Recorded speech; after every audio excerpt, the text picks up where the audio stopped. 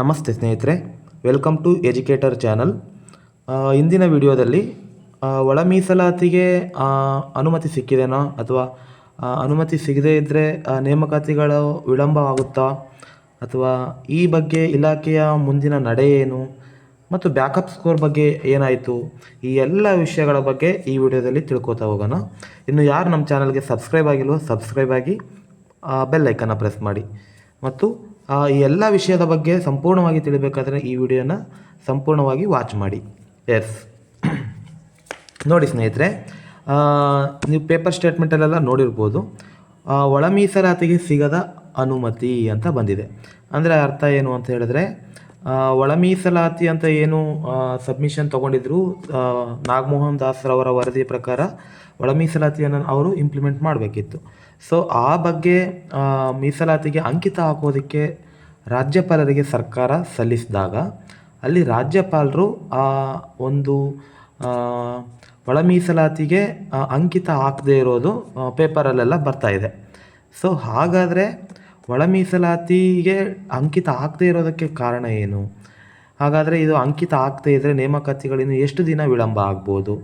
ಸರ್ಕಾರ ಇದನ್ನು ಎಷ್ಟರ ಮಟ್ಟಿಗೆ ತೆಗೆದುಕೊಂಡು ಆದಷ್ಟು ಬೇಗ ಪ್ರೋಸೆಸ್ ಮುಗಿಸುತ್ತೆ ಅನ್ನೋದು ಕೂಡ ತುಂಬ ಇಂಪಾರ್ಟೆಂಟು.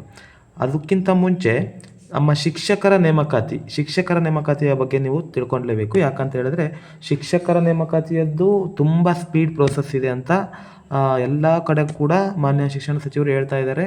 ಏನಂತ, ಅತಿ ಶೀಘ್ರದಲ್ಲಿ ಶಿಕ್ಷಕರ ನೇಮಕಾತಿ ಮಾಡ್ತೀವಿ ಅಂತ. ಸೊ ಅದಕ್ಕೆ ತಕ್ಕ ಹಾಗೆ TET ಕೂಡ ಅಷ್ಟೇ ಸ್ಪೀಡಾಗಿ ಪ್ರೋಸೆಸ್ ಮುಗಿಸಿರೋದು ಕೂಡ ನಮಗೂ ಎಲ್ರಿಗೂ ಗೊತ್ತಿರೋ ವಿಷಯ. ಹಾಗಾದರೆ ಟೀಚರ್ ರಿಕ್ರೂಟ್ಮೆಂಟ್, ಶಿಕ್ಷಕರ ನೇಮಕಾತಿ ಯಾವಾಗ ಆಗುತ್ತೆ? ಶಿಕ್ಷಕರ ನೇಮಕಾತಿಗೆ ಈ ಒಂದು ಒಳ ಮೀಸಲಾತಿಯ ಅಂಕಿತ ಹಾಕದೇ ಇರೋದಕ್ಕೆ ಶಿಕ್ಷಕರ ನೇಮಕಾತಿಗೆ ತೊಂದರೆ ಆಗುತ್ತಾ, ಏನಾಗುತ್ತೆ ಅಂತ ನೋಡೋಣ. ಹಾಗಾದರೆ ಇವತ್ತಿನ ಪೇಪರ್ ಸ್ಟೇಟ್ಮೆಂಟಲ್ಲಿ ನೋಡಿ ಸ್ನೇಹಿತರೆ, ಇಲ್ಲಿ ನೀವು ನೋಡ್ಬೋದು, ಒಳ ಮೀಸಲು ಇಕ್ಕಟ್ಟಿನಲ್ಲಿ ಸರ್ಕಾರ ಅಂತ ಒಂದು ಸ್ಟೇಟ್ಮೆಂಟ್ ಬಂದಿರುವಂಥದ್ದು. ನೇಮಕಾತಿ ಮೇಲೆ ಕಾರ್ಮೋಡ, ಗವರ್ನರ್ ಸ್ಪಷ್ಟನೆಗೆ ಇಂದು ಸಭೆ. ನೋಡಿ ಸ್ನೇಹಿತರೆ, ಏನು ಹೇಳಿದ್ದಾರೆ ಅಂತ ಹೇಳಿದ್ರೆ, ಪರಿಶಿಷ್ಟ ಜಾತಿ ಒಳ ಮೀಸಲು ನಿಗದಿಪಡಿಸಿರುವ ಮಸೂದೆಗೆ ಸಹಿ ಹಾಕದ ರಾಜ್ಯಪಾಲರು ಸ್ಪಷ್ಟನೆ ಕೇಳಿದ್ದಾರೆ. ನೋಡಿ, ಒಳ ಮೀಸಲಾತಿಗೆ ಮಸೂದೆಯನ್ನು ಅವರು ಸಬ್ಮಿಷನ್ ಮಾಡಿರುವಂಥದ್ದು ಸರ್ಕಾರದವರು, ಆದರೆ ರಾಜ್ಯಪಾಲರು ಸ್ಪಷ್ಟನೆಯನ್ನು ಕೇಳಿದ್ದಾರೆ. ಸಹಜವಾಗಿಯೇ ಸರ್ಕಾರದ ಮಟ್ಟದಲ್ಲಿ ತಳಮಳ ಸೃಷ್ಟಿಸಿದೆ. ಅಂದರೆ ಅವರು ಸ್ಪಷ್ಟನೆ ಕೇಳಿದ್ದಾರೆ, ಹಾಗಾಗಿ ಇದು ಒಂದು ತಳಮಳವನ್ನು ಸೃಷ್ಟಿಸಿದೆ ಸರ್ಕಾರದಲ್ಲಿ ಅಂತ ಇದರಿಂದ ಗೊತ್ತಾಗುತ್ತೆ. ರಾಜ್ಯಪಾಲರು ಯಾಕೆ ಈ ಥರ ಮಾಡಿದ್ದಾರೆ ಅಂತ ಹೇಳಿದ್ರೆ, ನೋಡಿ ಇಲ್ಲಿ ಕೊಟ್ಟಿದ್ದಾರೆ, ರಾಜಭವನಕ್ಕೆ ಸ್ಪಷ್ಟನೆ ಕೇಳಲು ಸರ್ಕಾರ ಮುಂದಾಗಿದೆ, ಸ್ಪಷ್ಟನೆ ಕಳುಹಿಸಲು ಸರ್ಕಾರ ಮುಂದಾಗಿದೆ. ಹಾಗಾದರೆ ಸ್ಪಷ್ಟನೆ ಕೇಳಿದ್ದಾರೆ, ಏನಂತ ಸ್ಪಷ್ಟನೆ ಕೇಳಿದ್ದಾರೆ ಅಂತ ಹೇಳಿದ್ರೆ, ನೋಡಿ, ಮೊದಲು ಇದೇ ವಿಷಯದಲ್ಲಿ ಒಳ ಮೀಸಲು ವಿಷಯದಲ್ಲಿ ಸುಗ್ರೀವಾಜ್ಞೆ ತಂದಾಗ ರಾಜ್ಯಪಾಲರು ಏನು ಮಾಡಿದರು, ಸಹಿ ಹಾಕಿದ್ರು. ಆದರೆ ಈ ವಿಷಯದಲ್ಲಿ ಇದೇ ಮಸೂದೆಗೆ ಈಗ ಸಹಿ ಹಾಕದೆ ಅವ್ರು ಏನು ಮಾಡಿದ್ದಾರೆ, ಸ್ಪಷ್ಟನೆಯನ್ನು ಕೇಳ್ತಾ ಇರೋದು ಈಗ ಒಂದು ರೀತಿಯ ತಳಮಳವನ್ನು ಸೃಷ್ಟಿಸಿದೆ ಅಂತ ಹೇಳ್ಬೋದು. ಯಾಕೆ ಅಂತ ಹೇಳಿದ್ರೆ, ಮೊದಲು ಸುಗ್ರೀವಾಜ್ಞೆ ತಂದಾಗ ಅಥವಾ ಏನು ನಾಗಮೋಹನ್ ದಾಸ್ರವರು ಮಸೂದೆಯನ್ನು ಕೊಟ್ಟಾಗ ಅದರಲ್ಲಿ ಇದ್ದಿದ್ದ ಅಂಶಕ್ಕೂ ಈಗ ಪ್ರೆಸೆಂಟ್ ಸರ್ಕಾರ ಸಲ್ಲಿಸಿದ ಮಸೂದೆಗೂ ವ್ಯತ್ಯಾಸ ಇದೆ. ಅದರಲ್ಲಿರುವ ಅಂಶಗಳಿಗೂ ಈಗ ಸರ್ಕಾರ ಸಲ್ಲಿಸಿದ ಅಂಶಗಳಿಗೂ ವ್ಯತ್ಯಾಸ ಇದೆ ಅನ್ನುವಂತಹ ಆಧಾರದ ಮೇಲೆ ಮಾನ್ಯ ಗವರ್ನರ್ ಅವರು ಸ್ಪಷ್ಟನೆಯನ್ನು ಕೇಳಿದ್ದಾರೆ. ಈ ಮಸೂದೆಗೆ ಅಂಗೀಕಾರ ಮಾಡಲಿಕ್ಕೆ ಸರ್ಕಾರದ ಬಳಿ ಸ್ಪಷ್ಟನೆಯನ್ನು ಕೇಳಿದ್ದಾರೆ. ಸೂಕ್ತವಾದ ಕಾರಣ ಮತ್ತು ಸ್ಪಷ್ಟನೆಯನ್ನು ಕೊಟ್ಟ ನಂತರ ಒಂದು ಮಸೂದೆಗೆ ಅಂಕಿತ ಹಾಕುವುದಾಗಿ ಅವರು ಹೇಳಿದ್ದಾರೆ. ಹಾಗಾಗಿ ಈ ಸ್ಪಷ್ಟನೆ ಕೇಳಿರುವುದರ ಪರಿಣಾಮವಾಗಿ ಏನಾಗಿದೆ ಅಂತ ಹೇಳಿದ್ರೆ, ಈ ಒಳ ಮೀಸಲು ಜಾರಿಗೆ ಆಗೋದು ಲೇಟ್ ಆಗ್ತಾಯಿದೆ. ಈಗ ಈ ಮೀಸಲಾತಿಯನ್ನು ಅವರು ಅನುಸರಿಸಿದ ಮೇಲೆ, ಜೊತೆಗೆ ಆ ರೂಲ್ಸನ್ನು ಈ ಅಪ್ಲೈ ಮಾಡಿದ ಮೇಲೆ ಮಾತ್ರ ಸರ್ಕಾರದಲ್ಲಿ ನೇಮಕಾತಿಗಳು ಪ್ರಾರಂಭವಾಗ್ತಾವಂತ ನಿಮಗೆಲ್ರಿಗೂ ಗೊತ್ತಿದೆ. ಯಾಕಂತ ಹೇಳಿದ್ರೆ, ಈಗ ಓಲ್ಡ್ ರೂಲ್ಸ್ ಯಾವ ಥರ ಇದೆಯೋ ಆ ಥರ ಬೇಕಾದರೂ ಮಾಡ್ಬೋದು. ಬಟ್ ಒಳ ಮೀಸಲಾತಿ ಅನ್ನುವಂತಹ ಒಂದು ವಿಚಾರವನ್ನು ಇಟ್ಕೊಂಡು ಈಗ ಆಲ್ರೆಡಿ 1.5 ವರ್ಷದವರೆಗೂ ಎಲ್ಲ ರೀತಿಯ ನೇಮಕಾತಿಗಳು ಸ್ಥಗಿತವಾಗಿರೋದು ನಿಮಗೆಲ್ರಿಗೂ ಗೊತ್ತಿದೆ. ಸೊ ಒಳ ಮೀಸಲಿಗೋಸ್ಕರನೇ ಈ ಎಲ್ಲ ನೇಮಕಾತಿಗಳನ್ನು ಸ್ಥಗಿತ ಮಾಡಿ ಒಳ ಮೀಸಲಾತಿಯನ್ನು ಕಲ್ಪಿಸಿಕೊಡುವುದಕ್ಕೋಸ್ಕರನೇ ಲೇಟ್ ಆಗಿದೆ. ಆದರೆ ಈಗ ಒಳ ಮೀಸಲಾತಿಯನ್ನು ಬಿಟ್ಟು ಯಾವ ರೀತಿ ಮೀಸಲಾತಿ ಇದೆಯೋ ಮೊದಲಿಂದನೂ ಅದೇ ಮೀಸಲಾತಿಯನ್ನು ನಾವು ಅನುಸರಿಸಿ ನೇಮಕಾತಿ ಮಾಡಬಹುದು ಅಂತ ನಾವು ಹೇಳ್ಬೋದು. ಆದರೆ ಅದೇ ಒಳ ಮೀಸಲಾತಿ ಕಲ್ಪಿಸಲೇಬೇಕನ್ನೋ ಉದ್ದೇಶದಿಂದ ಸರ್ಕಾರ ಈ ರೀತಿಯ ಯೋಜನೆಯನ್ನು, ಈ ರೀತಿಯ ರೂಲ್ಸನ್ನು ನಾವು ತರಲೇಬೇಕನ್ನೋ ಉದ್ದೇಶದಿಂದ ಈಗ 1.5 ವರ್ಷ ಲೇಟಾಗಿದೆ. ಹಾಗಾಗಿ ಅವರು ಮೀಸಲಾತಿಯನ್ನು ಕಲ್ಪಿಸಿನೇ ನೇಮಕಾತಿ ಮಾಡಬಹುದು ಅಂತ ಅನ್ನಿಸ್ತಾ ಇದೆ. ಅದರ ಜೊತೆಗೆ ಈ ಮೀಸಲಾತಿ ಎಷ್ಟು ಬೇಗ ಮುಗಿಯುತ್ತೆ, ಯಾವಾಗ ಮುಗಿಯುತ್ತೆ ಅಂತ ಹೇಳಿದ್ರೆ, ಈ ಒಳ ಮೀಸಲಾತಿ ಮುಗಿಸುವ ಮತ್ತು ಆದಷ್ಟು ಬೇಗ ಸ್ಪಷ್ಟನೆಯನ್ನು ಸರ್ಕಾರದ ಕಡೆಯಿಂದ ನೀಡಿ ಆ ಒಂದು ಒಳ ಮೀಸಲು ಮಸೂದೆಗೆ ಅಂಗೀಕಾರ ಅಥವಾ ಏನು ಅಂಕಿತವನ್ನು ಹಾಕಿಸಿ ಅದನ್ನು ಅಪ್ಲೈ ಮಾಡಿ ನೇಮಕಾತಿಗಳನ್ನು ಪ್ರಾರಂಭ ಮಾಡೋದು ಸರ್ಕಾರದ ಇಚ್ಛಾಶಕ್ತಿಗೆ ಬಿಟ್ಟಿದೆ. ಸರ್ಕಾರ ಎಷ್ಟು ಬೇಗ ಇದನ್ನು ಗಮನ ಹರಿಸಿ ಆದಷ್ಟು ಬೇಗ ಸ್ಪಷ್ಟನೆಯನ್ನು ನೀಡಿ ಅದಕ್ಕೆ ಅಂಕಿತವನ್ನು ಹಾಕಿಸಿ ನಂತರ ಇಮ್ಮಿಡಿಯೇಟಾಗಿ ಆ ಒಂದು ಮಸೂದೆಯನ್ನು ಜಾರಿಗೆ ತಂದು ಬೇಗನೆ ಆ ಒಂದು ನೇಮಕಾತಿಗಳನ್ನು ಪ್ರಾರಂಭ ಮಾಡಿದ್ದೇ ಆದರೆ 1 ತಿಂಗಳು ಅಥವಾ 1.5 ತಿಂಗಳೊಳಗಡೆ ನೇಮಕಾತಿಯನ್ನು ಆರಂಭ ಮಾಡ್ಬೋದು.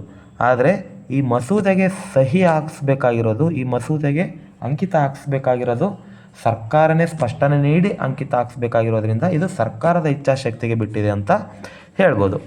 ಹಾಗಾದರೆ ಇದನ್ನು ಹೊರತುಪಡಿಸಿ ಇನ್ನು ಏನು ಅಂತ ಹೇಳಿದ್ರೆ,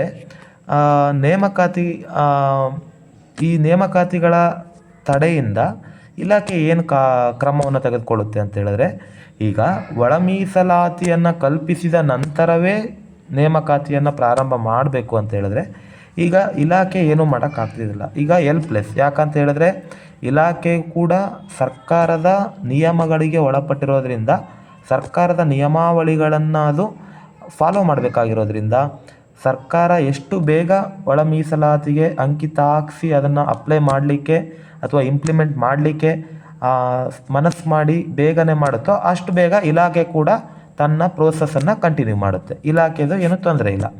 ಹಾಗಾದರೆ ಬ್ಯಾಕಪ್ ಸ್ಕೋರ್ ಬಗ್ಗೆ ಏನಾಯಿತು? ಶಿಕ್ಷಕರ ನೇಮಕಾತಿಯಲ್ಲಿ ಬ್ಯಾಕಪ್ ಸ್ಕೋರ್ ಇದೆ, ಅದೆಲ್ಲರಿಗೂ ಗೊತ್ತಿದ್ದ ವಿಷಯ. ಸೊ ಬ್ಯಾಕಪ್ ಸ್ಕೋರ್ ಬಗ್ಗೆ ಏನಾಯಿತು ಅಂತ ತಿಳ್ಕೊಬೇಕು. ಬ್ಯಾಕಪ್ ಸ್ಕೋರ್ ಬಗ್ಗೆ ಏನಾಯಿತು ಅಂತ ಹೇಳಿದ್ರೆ, ಇಲ್ಲಿವರೆಗೂ ಹಲವಾರು ಆಸ್ಪರೆಂಟ್ಸ್ ಕೇಳ್ತಾ ಇದ್ರಿ, ಬ್ಯಾಕಪ್ ಸ್ಕೋರ್ ಏನಾಯಿತು, ಬ್ಯಾಕಪ್ ಸ್ಕೋರ್ ರಿಮೂವ್ ಆಯಿತಾ ಅಥವಾ ಬ್ಯಾಕಪ್ ಸ್ಕೋರ್ ಈಗಲೂ ಹಾಗೇ ಇದೆನಾ ಅಂತ ಕೇಳ್ತಾ ಇದ್ರಿ. ಅದಕ್ಕೋಸ್ಕರ ಹೇಳ್ತಾ ಇದ್ದೀನಿ. ಬ್ಯಾಕಪ್ ಸ್ಕೋರ್ ಏನಾಯಿತು ಅಂತ ಹೇಳಿದ್ರೆ, ಬ್ಯಾಕಪ್ ಸ್ಕೋರನ್ನು ರಿಮೂವ್ ಮಾಡಿರೋ ಬಗ್ಗೆ ಯಾವುದೇ ರೀತಿಯ ಸ್ಪಷ್ಟನೆಯನ್ನು ನೀಡಿಲ್ಲ. ಬ್ಯಾಕಪ್ ಸ್ಕೋರ್ ರಿಮೂವ್ ಆಗಿರೋ ಬಗ್ಗೆ ಇಲಾಖೆ ಕಡೆಯಿಂದ ಯಾವುದೇ ರೀತಿಯ ಸ್ಪಷ್ಟನೆಯನ್ನು ನೀಡಿಲ್ಲ ಸ್ನೇಹಿತರೆ. ಹಾಗಾಗಿ ಬ್ಯಾಕಪ್ ಸ್ಕೋರ್ ರಿಮೂವ್ ಆಗಿರುವಂತಹ ಅಥೆಂಟಿಕ್ ಆರ್ಡರ್ ಅಂತ ಹೇಳ್ತಾ ಇದ್ದೀನಿ ನಾನು. ಅಥೆಂಟಿಕ್ ಆರ್ಡರ್ ಬರೋವರೆಗೂ ಯಾವುದೇ ರೀತಿಯ ಊಹಾಪೋಹಗಳಿಗೆ ನೀವು ಬಲಿಯಾಗಬೇಡಿ. ಬ್ಯಾಕಪ್ ಸ್ಕೋರ್ ಇಲ್ಲಿವರೆಗೂ ರಿಮೂವ್ ಆಗಿಲ್ಲ, ಓಕೆನಾ. ಅದು ರಿಮೂವ್ ಆಗಬೇಕು ಅಂತ ಹಲವಾರು ರೀತಿಯ ಹೋರಾಟಗಳು ನಡೀತಾ ಇರೋದಂತೂ ನಿಜ, ಓಕೆನಾ. ರಿಮೂವ್ ಆಗಬೇಕು ಅಥವಾ ಕಡಿಮೆ ಬ್ಯಾಕಪ್ ಸ್ಕೋರನ್ನು ಇಷ್ಟೊಂದು ಬ್ಯಾಕಪ್ ಸ್ಕೋರ್ ಇರೋದು ಬೇಡ ಅಂತ ಹೇಳ್ತಾ ಇರೋದಂತೂ ನಿಜ. ಅದನ್ನು ಆ ಥರ ಮಾಡಿಸ್ಬೇಕಂತ ಹೋರಾಟಗಳು ನಡೀತಾ ಇದೆ. ಆದರೆ ಇಲ್ಲಿವರೆಗೂ ಯಾವುದೇ ರೀತಿಯ ಬ್ಯಾಕಪ್ ಸ್ಕೋರ್ ರಿಮೂವ್ ಆಗಿಲ್ಲ. ಆಗಿರುವಂತಹ ಅಥೆಂಟಿಕ್ ಆರ್ಡರ್ ಕೂಡ ಇಲಾಖೆ ಕೂಡ ಹೊರಡಿಸಿಲ್ಲ.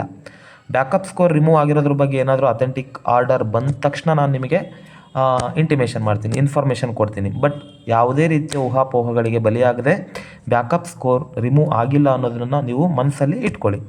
ಸೊ ಈ ಒಳ ಮೀಸಲಾತಿಯನ್ನು ಅವರು ಇಮ್ಮಿಡಿಯೇಟಾಗಿ ತೆರವುಗೊಳಿಸಿ ಆ ಮಸೂದೆಗೆ ಅಂಗೀಕಾರ ಮಾಡಿ ಇಮ್ಮಿಡಿಯೇಟಾಗಿ ಮಸೂದೆಗೆ ಅಂಕಿತ ಹಾಕಿಸಿ ಇಂಪ್ಲಿಮೆಂಟ್ ಮಾಡಿದ್ದೇ ಆದರೆ ಇನ್ನು ಜನವರಿ ಎಂಡ್ ಅಥವಾ ಫೆಬ್ರವರಿ ಒಳಗಡೆ, ಏನಿಲ್ಲ ಅಂದರೂ ಹಬ್ಬ ಅಂದರೂ ಮಾರ್ಚ್ ಒಳಗಡೆ ಅವರು ನೇಮಕಾತಿಯ ಪ್ರಾರಂಭ ಮಾಡ್ತಾರೆ. ಶಿಕ್ಷಕರ ನೇಮಕಾತಿ, ಎಸ್ಪೆಷಲಿ ಶಿಕ್ಷಕರ ನೇಮಕಾತಿಯನ್ನು ಮಾರ್ಚ್ ಎಂಡ್ ಒಳಗಡೆ ಪ್ರಾರಂಭ ಮಾಡಿ ಎಕ್ಸಾಮ್ ಕೂಡ ಏಪ್ರಿಲ್ ಮೇ ಅಷ್ಟರಲ್ಲಿ ಎಕ್ಸಾಮ್ ನೀಡ್ತಾರೆ.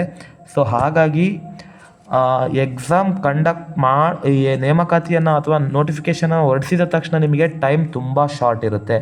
ಅರ್ಥ ಮಾಡ್ಕೊಳ್ಳಿ, ಟೈಮ್ ತುಂಬ ಶಾರ್ಟ್ ಇರುತ್ತೆ. ಅಷ್ಟು ಟೈಮಲ್ಲಿ ನೀವು ಜಸ್ಟ್ ರಿವಿಷನ್ ಮಾಡೋಕ್ಕೂ ಟೈಮ್ ಇರೋದಿಲ್ಲ. ನೀವು TET ಒಂದು ಪ್ರೋಸೆಸ್ಸನ್ನು ನೀವು ನೋಡಿದ್ದೀರಾ. ಸೊ ರಿವಿಷನ್ ಮಾಡಲಿಕ್ಕೂ ಕೂಡ ನಿಮಗೆ ಸಮಯದ ಅಭಾವ ಆಗುತ್ತೆ ಸ್ನೇಹಿತರೆ. ಹಾಗಾಗಿ ಹೇಳ್ತಾ ಇದ್ದೇನೆ, ಈಗ ಮೊದಲು ನಿಮ್ಮ ಸಿಲೆಬಸ್ಸನ್ನು ಕಂಪ್ಲೀಟಾಗಿ ಮುಗಿಸಿ. ನೀವು ಏನು ಓದಬೇಕಾಗಿರುತ್ತೋ ಟೀಚಿಂಗ್ ಅಥವಾ ಟೀಚರ್ ಸಿಲೆಬಸ್ ಏನಿದೆನೋ ಅದನ್ನು ಸಿಲೆಬಸ್ಸನ್ನು ಕಂಪ್ಲೀಟಾಗಿ ಮುಗಿಸಿ ಅವರು ನೋಟಿಫಿಕೇಷನ್ ಮಾಡಿದ ನಂತರ ನೀವು ಜಸ್ಟ್ ಏನು ಮಾಡಬೇಕು ಅಂತ ಹೇಳಿದ್ರೆ ರಿವಿಷನ್ ಅಷ್ಟೇ ಇಟ್ಕೊಂಡಿರಬೇಕು. ಆ ರಿವಿಷನ್ ಮಾಡಲಿಕ್ಕೂ ಕೂಡ ನಿಮಗೆ ಟೈಮ್ ಇರೋದಿಲ್ಲ, ಯಾಕಂದರೆ ಸಿಲೆಬಸ್ ಅಷ್ಟೇ ಇದೆ. ನೀವು ನೋಡಿರ್ಬೋದು 2020 2022ರ GPSTR ಪೇಪರ್ ಆಗಿರ್ಬೋದು ಅಥವಾ 2015ರ PSTR ಪೇಪರ್ ಆಗಿರ್ಬೋದು. 2015ರ PSTR ಪೇಪರ್ ನೋಡಿಬಿಟ್ರೆ ನೀವು ಆವಾಗ 11 ಇಯರ್ಸ್ ಬ್ಯಾಕಲ್ಲೇ ಹಲವಾರು ಪ್ರಶ್ನೆಗಳು ಎಷ್ಟು ರೀತಿಯ ಟಫ್ ಇದೆ ಅಂತ ನೋಡ್ಬೋದು. ಹಾಗಾಗಿ ಸ್ವಲ್ಪ ಓದೋದ್ರ ಕಡೆಗೆ ಹೆಚ್ಚು ಗಮನ ಹರಿಸಿ. ಸೊ ಅವ್ರ ನೇಮಕಾತಿಗಳು ಇನ್ನು 1.5 ಅಥವಾ 2 ತಿಂಗಳಲ್ಲಿ ಮಾಡುವಂತಹ ಸಂಭವ ಹೆಚ್ಚಾಗಿದೆ. ಯಾಕಂತ ಹೇಳಿದ್ರೆ ಈಗ ಆದಷ್ಟು ತುದಿಯಲ್ಲಿದ್ದರೂ ಕೂಡ ಈಗ ಮೀಸಲಾತಿ ವಿಚಾರವಾಗಿ ಮತ್ತೆ ಅವರು ತಡೆಯನ್ನು ನೀಡಿರುವಂಥದ್ದು. ಹಾಗಾಗಿ ನೇಮಕಾತಿಗಳು ವಿಳಂಬ ಆಗೋದಂತೂ ಸಾಧ್ಯವಿಲ್ಲ. ಇಮ್ಮಿಡಿಯೇಟಾಗಿ ನೇಮಕಾತಿಗಳು ಪ್ರಾರಂಭ ಆಗ್ತವೆ. ಈ ಒಳ ಮೀಸಲಾತಿಯ ಅಂಕಿತದ ವಿಚಾರವಾಗಿ ಮಾನ್ಯ CM ಅವರು ಏನು ಹೇಳ್ತಾ ಇದ್ದಾರೆ ಅನ್ನೋದ್ರ ಬಗ್ಗೆ ಸಣ್ಣ ವಿಡಿಯೋ ತುಣುಕಿದೆ. ಆ ವಿಡಿಯೋ ತುಣುಕನ್ನು ನೋಡಿ ನಂತರ ವಿಡಿಯೋನ ಮುಗಿಸೋಣ. Okay, thank you. 3 ಮಸೂದೆಯನ್ನ ವಾಪಸ್ ಕಳಿಸಿರೋದು ರಾಜ್ಯಪಾಲರು. ಒಂದು SC ಒಳ ಮೀಸಲಾತಿ, ಇನ್ನೊಂದು ಚಾಮುಂಡೇಶ್ವರಿ ಕೆಲವು ಕ್ಲಾರಿಫಿಕೇಶನ್ ಕೇಳಿದಾರಂತೆ. ಆ ಕ್ಲಾರಿಫಿಕೇಶನ್ ಏನು ಅಂತ ನೋಡ್ಬಿಟ್ಟು ಅದನ್ನ ಮನವರಿಕೆ ಮಾಡಿಕೊಡ್ತಕ್ಕಂಥ ಪ್ರಯತ್ನವನ್ನ ಮಾಡ್ತೀವಿ. ಕ್ಲಾರಿಫಿಕೇಶನ್ ಉತ್ತರ ಕೊಡ್ತಕ್ಕಂಥ ಕೆಲಸವನ್ನ ಮಾಡ್ತೀವಿ. ಇನ್ನೊಂದು ಸಾರಿ ಸಬ್ಮಿಟ್ ಮಾಡ್ತೀವಿ ಅವರಿಗೆ. ಏನು ಇದು ಮೀಸಲಾತಿ ಅನ್ನೋ ವಿಷಯ ಏನಿದೆ, ಇದೊಂದನ್ನು ತೆರವುಗೊಳಿಸದೇ ಆಗಿದ್ದರೆ ಇಮ್ಮಿಡಿಯೇಟಾಗಿ ನೇಮಕಾತಿಗಳು ಪ್ರಾರಂಭವಾಗ್ತವೆ. ಆದಷ್ಟು ಬೇಗ ನೇಮಕಾತಿಗಳಾಗಲಿ, ನೀವೆಲ್ಲರೂ ಕೂಡ ನಿಮ್ಮ ಕನಸಿನ ಹುದ್ದೆಯನ್ನು ಪಡೀಲಿ ಅಂತ ಹೇಳ್ತಾ ಈ ವಿಡಿಯೋನ ಇಲ್ಲಿಗೆ ಮುಗಿಸ್ತಾ ಇದ್ದೀನಿ. ವಿಡಿಯೋ ನೋಡಿದ್ದಕ್ಕೆ ಧನ್ಯವಾದಗಳು. ಶುಭರಾತ್ರಿ.